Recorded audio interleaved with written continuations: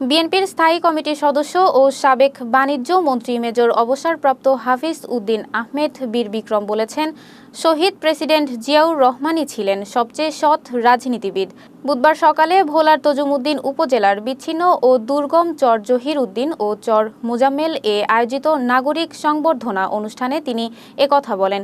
এ সময় ১৭ বছর ধরে চরাঞ্চলের নিরীহ মানুষের উপর চলা আওয়ামী লীগের দুঃশাসনের কবল থেকে চরবাসীকে মুক্ত করার দৃঢ় প্রত্যয় ব্যক্ত করেন তিনি।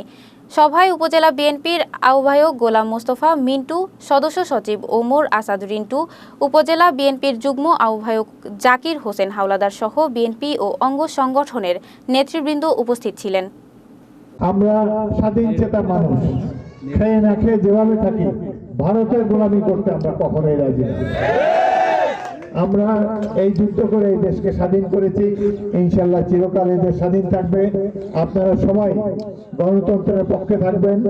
আমরা গত 17 বছর যুদ্ধ করেছি আপনাদের ভোটের অধিকার ফিরে পাওয়ার জন্য। গত 3টি নির্বাচনে আপনারা ভোট দিতে পারেন নাই, এবং আওয়ামী লীগ থাকলে, শেখ হাসিনা থাকলে আর জীবনেও ভোট দেওয়া সম্ভব হতো না।